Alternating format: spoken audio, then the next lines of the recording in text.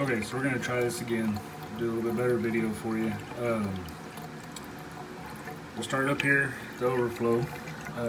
Also turned on the white lights and the yellow lights, hoping it'll help us see a little bit better in the tank.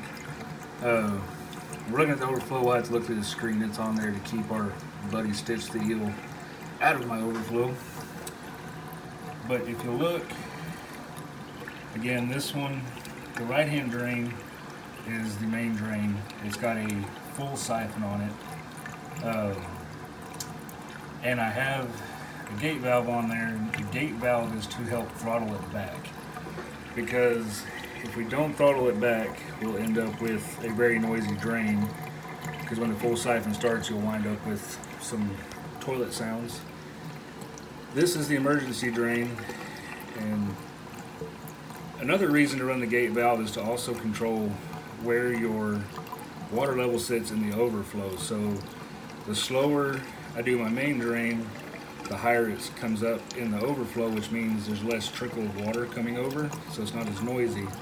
And I run mine just to the point where the water starts to trickle into the emergency drain, but just barely. Sometimes I'll run it just a little bit below. It kind of fluctuates a little bit. But that's our two main drains right there. And like I said, that one is doing the brunt of the work. And I don't remember the actual gallons per hour a 1.5-inch drain pipe can do, but my gate valve is nearly closed. I have to throttle this thing way back. So there's never going to be an issue of a full siphon not providing you with enough water. The fact is you'll have to throttle it back significantly. So, like I said, on my returns,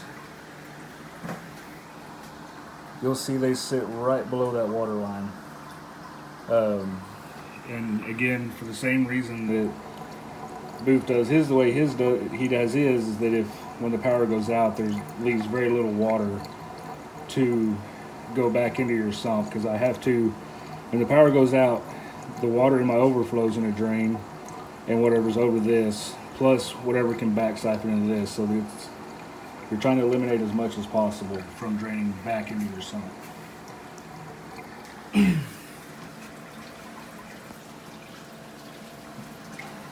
So let's go to the sump real quick.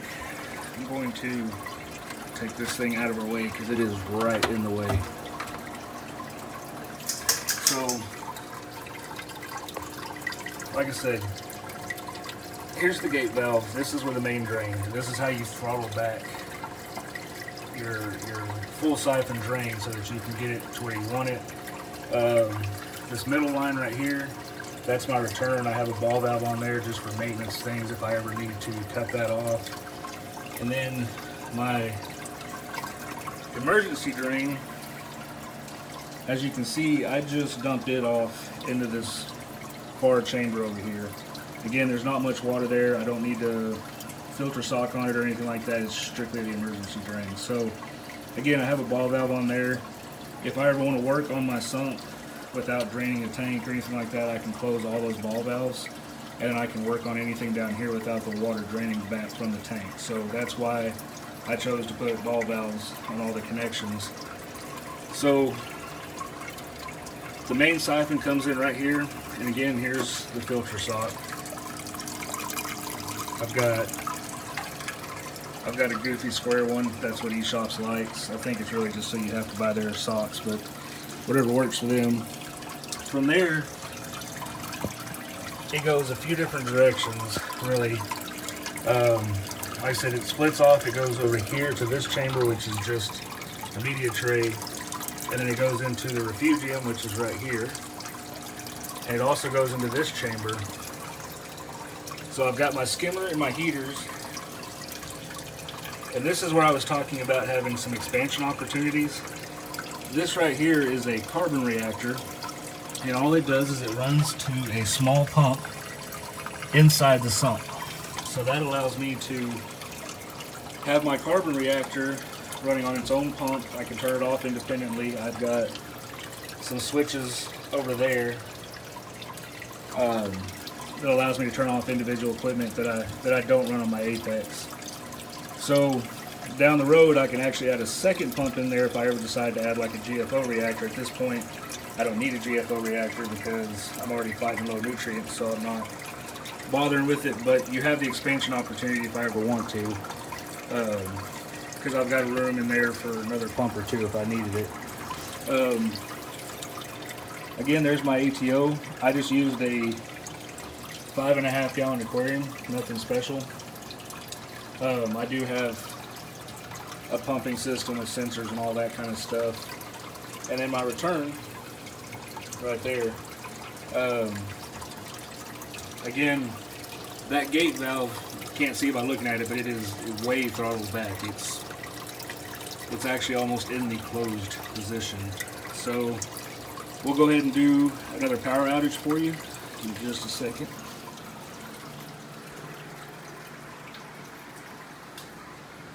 I'm going to use feed mode on my Apex, and that will be the same thing as a power outage. I have my feed mode set up to turn off my return and my power heads, so that whenever I'm feeding and I don't want flow, all I got to do is hit feed mode A, and everything's going to start turning off for me.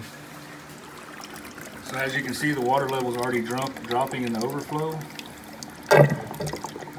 It'll get to the top of the lowest pipe and quit. And then, as you can see, my returns, if it'll focus, are right at the water line. I'm gonna turn my skimmer off real quick. It's gonna go crazy with the high fluid level. So,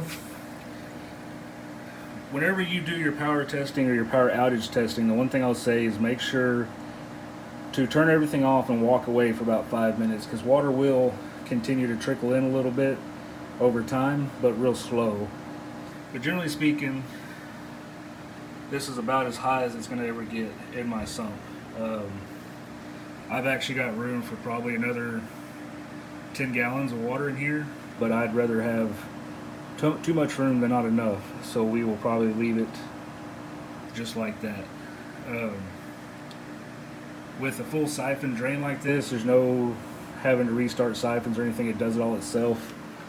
So as soon as we turn back on that pumps, it'll start kicking on by itself and go back to right where I had it.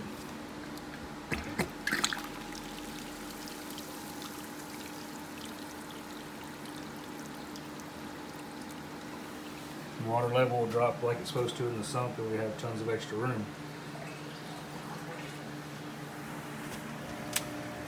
So I'm going to give it a minute to fill up, and we'll do what Booth said, because I never would have thought to try it, but we will act like my main drain is clogged and see exactly what happens. I've got it marked so I can count how many rotations so I know about where it's setting. So let's see what happens.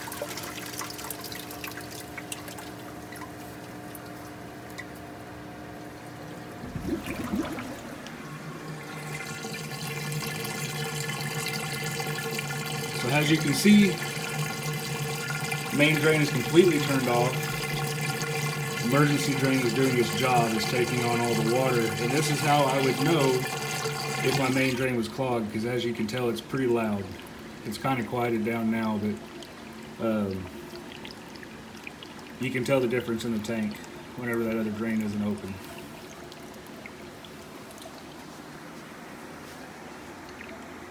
So, let's turn that back on.